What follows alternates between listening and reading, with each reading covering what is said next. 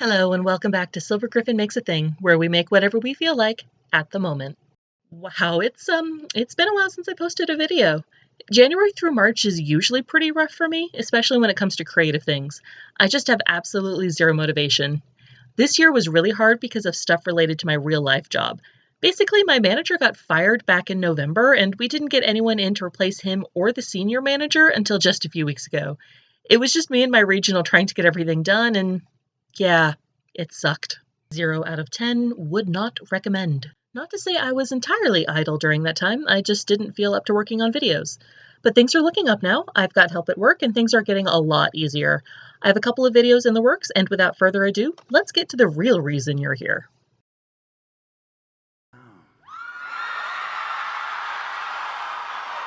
Say my name. Say my name. Say my name! Say my name!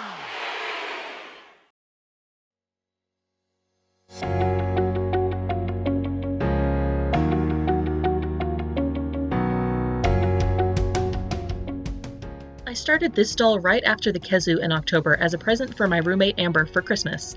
Last year I made the Tomb Raider herself, Lara Croft. This year, I felt like my skills had progressed enough to be able to do justice to her other favorite character.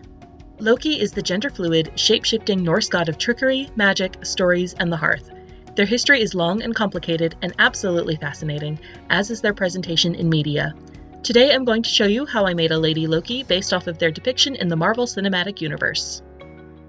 For this project, I'm going to be hybridizing two dolls. I'll be using this Ever After High Apple White's body because Amber and I both like the proportions better, and a Monster High Spectra Vondergeist head for its elegant sculpt and high cheekbones. Ever After High heads are definitely pretty, but they tend to have these big round faces that don't quite work for this project. You've already waited more than long enough for this video, so let's dive right into the prep work. I start by cutting off her hair. This Spectra doll is in kind of rough shape. She's missing one arm and her hair is all kinds of stiff and fried in a way that I haven't seen since some of my well-loved Barbies back in the 90s. If I didn't know any better, I'd say her previous owner used to like playing with her in the bath and washing her hair like I did. It's good to think that she was well-loved. Now she gets a new life as something else really awesome. A dunk in hot water makes the vinyl squishy enough to remove without breaking the neck peg. I leave the head in the water while I sort out the Apple White doll, in the hopes that staying warm will make the glue inside even easier to remove later on. I didn't bother cutting off Apple White's hair. It's in decent shape, so maybe I'll use it in a future face-up. I use various tweezers and forceps to tackle the tedious, sticky, and rather gross job of removing the hair plugs. After thoroughly scrubbing the nasty glue off my hands, it's time to wipe off the factory paint with pure acetone. This doll was from this one line where all the dolls had these sort of masks painted on over their eyes. I think it was for one of the movies. I picked this particular Spectra doll for this project because I knew I was going to be painting her face to match her skin tone, and I was kind of worried that the hot pink mask would have stained the vinyl. Turns out I didn't need to worry, but that's okay.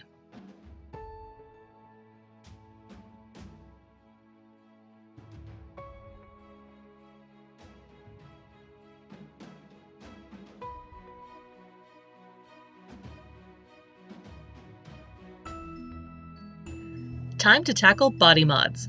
Ever After High dolls have shorter torsos and thicker arms that already make them look curvier than most Monster High dolls, but I want to make them look a lot curvier. It's time to break out the Apoxie Sculpt and give them a larger booty, thicker hips, and a larger bust.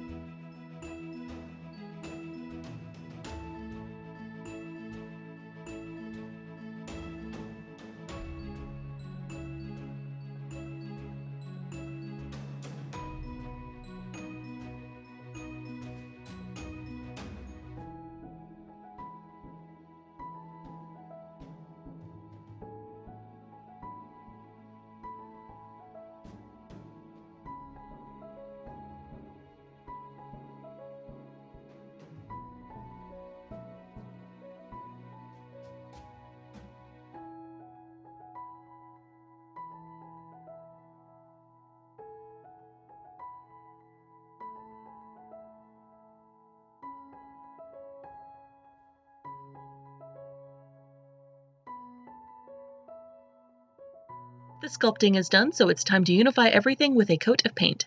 Loki is depicted as being very fair-skinned in the Marvel comics and films, and I see no reason to stray from that for this project.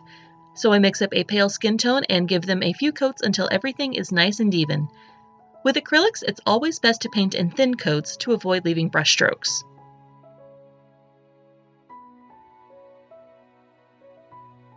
Here's the body compared to an unmodified Goldilocks doll. Big difference. Now for this project, I've decided to level up my doll customizing skills. So instead of glued yarn wefts, we're going to try something new.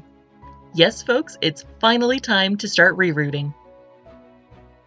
Fortuitously, I found out that the mini hand drill I picked up for working on Kezu would actually hold a needle, and so a plan was hatched to go to the Doll Planet shop, purchase some doll hair and needles, and try my hand at rerouting.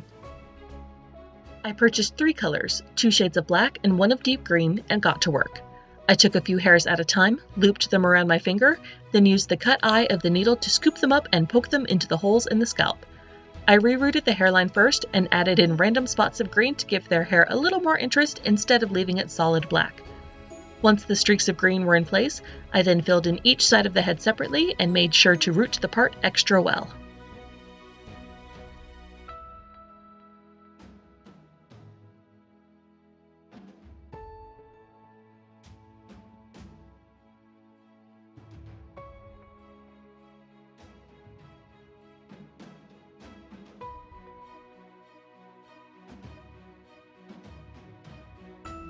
After all the hair was rooted, I poured a ton of Fabri-Tac glue into the head and let it dry.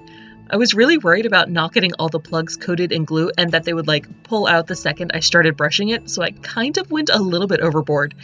There is so much glue in this doll's head that they actually wind up being a little bit top heavy. Whoops.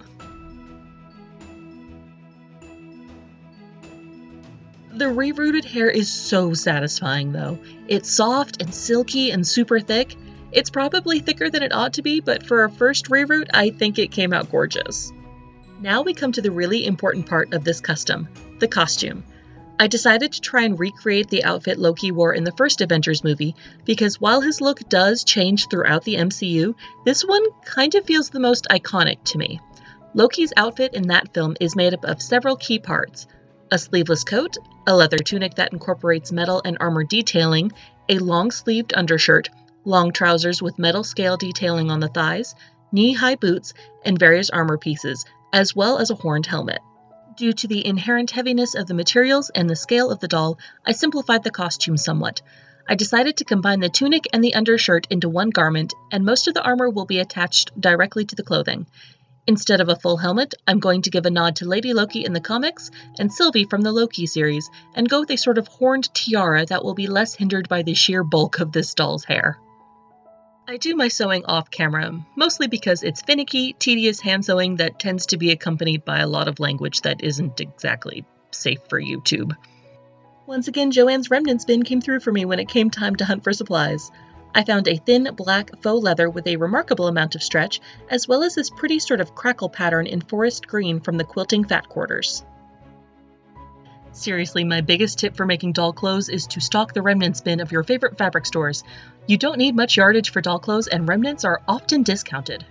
Editing Sylv here. It was at this point in the voiceover recording process that I discovered I hadn't actually plugged in my good microphone while recording dialogue up until this point of the script. So that's why everything's sounding a little bit off, but going forward, I have the good microphone and it's gonna sound a lot better. I start by tackling the coat, which is the second most complicated part of this outfit. For a base, I start with Requiem Arts Design's frock coat for petite, slimline fashion dolls. This range of patterns fits Monster High and Ever After High dolls, as well as a few other lines, and I needed to do very little tweaking to make sure it fit how I wanted on Loki's customized body. For another attempt at leveling up my skills, this coat is going to be lined, with the black faux leather on the outside and the crackle green inside. This was kind of a headache to figure out because I wanted a nice, finished interior and had to figure out how to origami this thing inside out and maneuver the fabric through tiny gaps and around the slits of the coat's skirt. Thank you, Mom Griffin, for letting me do a consult to figure this thing out. Next, I added details from bits of thin gold ribbon to match the details on the coat from the film, and added these little patches over the peaks of the splits. It was about this point I realized the coat was awfully puffy. At this scale, the faux leather did not want to hold a crease and lie flat, no matter how much I pressed it. Fortunately, the original coat provided a perfect solution. Loki's coat in the film has this gold sort of piping around the edges. Or, well, I don't know if it's piping exactly. Honestly, it kind of looks like one side of a zipper going all the way around the edges. Either way, it provides a solution. I had some gold cord in my stash. A blanket stitch with black thread all the way around the edges of the coat not only added this pretty little detail, it also helped the layers of the coat lie flat and tidy. And yes, I stitched this all the way around, all by hand. Rip my hands and eyesight, guys. But it looks great, so it's worth it. In comparison, the pants were a piece of cake. Just a small adjustment to the tights pattern from Requiem Arts to make it fit over Loki's booty, and ta-da, we're good to go. Oddly, I don't seem to have a picture for this step, but I actually made the scale details on the thighs simply by gluing on a bit of silver-colored satin ribbon and drawing on the scales with a mechanical pencil. Super easy. Easiest part of the costume by far. The tunic, on the other hand, oof. This was a pain. Asgardian fashion loves these interwoven details that I have not yet figured out how to do, and it has this asymmetrical hem, and it's made of multiple colors and types of materials, and of course it's all hidden under the coat and breastplate. Approximations were made. Mostly I used black satin ribbon to make the interwoven part of the front and glued it all in place. Not ideal, and there is certainly very little flexibility in this part of the tunic, but you know, it's not too bad. The sleeves then have gold and black details to mimic the straps of the vambraces, and there's enough room on the chest to put the breastplate. And it fits. I'm calling this a win. Next comes the armor pieces. This is the same basic process as what I used for Lin and Kiahi's armor. I cut out thin pieces of craft foam and heated them to get the curvatures I wanted, and primed them with black gesso. These pieces of armor all feature engraved details, which I drew in with a mechanical pencil, using enough pressure to leave deep grooves in the foam. Once the gesso dries, I used my golden interference pigments to build up a rich, shimmery gold color for the collar detail on the breastplate, and to paint the other pieces of armor gold. The breastplate gets glued directly onto the chest of the tunic. The other armor pieces, the vambraces and the pauldron, get a wash of warm brown in order to pick out the detailing before getting glued on as well. Next are the boots. This was a pain in the butt process that I don't even know I could adequately explain because I was making it up pretty much the entire time I was going. So, here's the finished product. The wedge heel is made from an air-dry clay molded onto the doll's feet, while the rest of the boots are made from various bits of different faux leather placemats I had in my stash from a long ago attempt at a Loki cosplay for myself. That's just about it for the costume. Now for my favorite part, blushing and face-up. Their hair gets stuffed into an old sock to keep it from getting destroyed by the sealant, and I pin the edges of the sock in place to keep it from sliding off. Next comes a couple of coats of Mr. Super Clear sealant to prep the surface, and out come the pastels.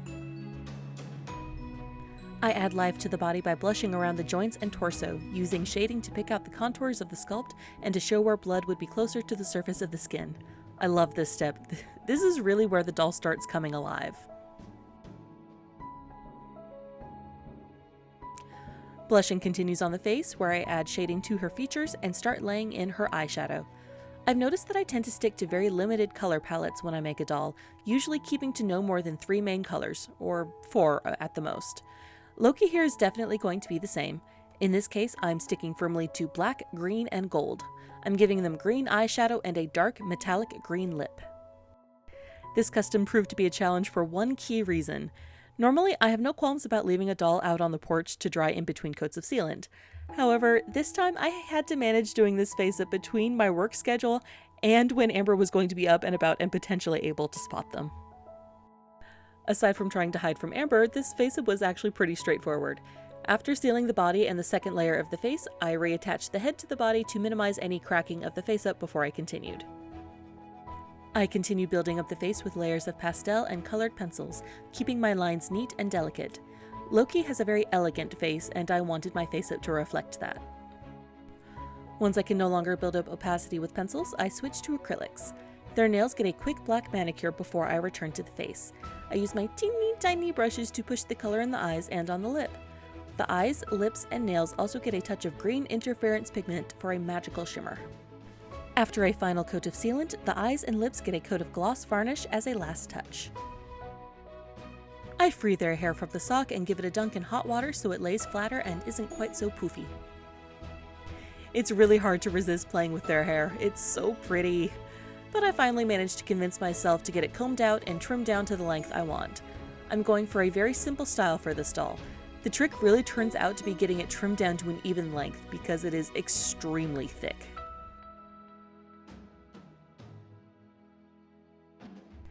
I braid 2 small sections back from their face and use a tiny ponytail to secure them at the back of the head. Last comes the horned tiara. I pulled from both Lady Loki's and Sylvie's tiaras for this, and it's a pretty straightforward construction. I use wire for the base, with more wire wrapped around it to provide an armature for the horns. Some craft foam becomes the actual tiara, while the air-dry clay lets me sculpt a pair of neat little horns. Then I use some hot glue to shape some details. The whole thing gets painted black, then painted with gold paint, washed with brown to bring out the details, and brushed again with a brighter gold to restore the highlights. Lastly, I glue more crystals onto the tiara, because who doesn't need an extra bit of bling? And here we are, all done. Time to assemble!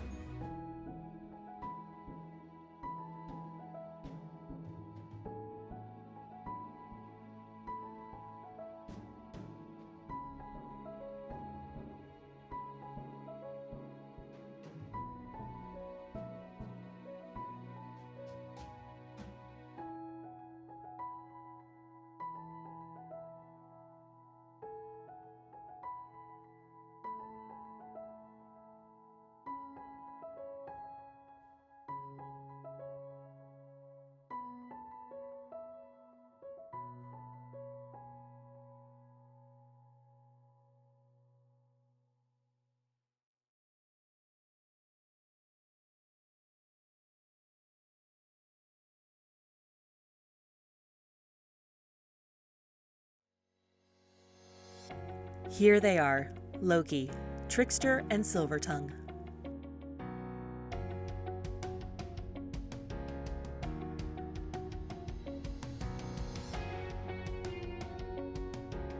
I think they came out gorgeous, and more importantly, Amber loved them. This doll was finished well in time for Christmas and was very well received. I really enjoyed doing the re-rooted hair, and while the outfit was a bit of a pain to make, I really like how it came out. Now, it's time for this trickster to go forth and cause mischief. Thank you for joining me on this rather belated episode of SilverGryphon Makes a Thing. As always, materials will be listed in the description box below. Please remember to like, comment, and subscribe to show the algorithm you enjoyed this video and that you want to see more. Join me next time on SilverGryphon Makes a Thing, where we make whatever we feel like at the moment.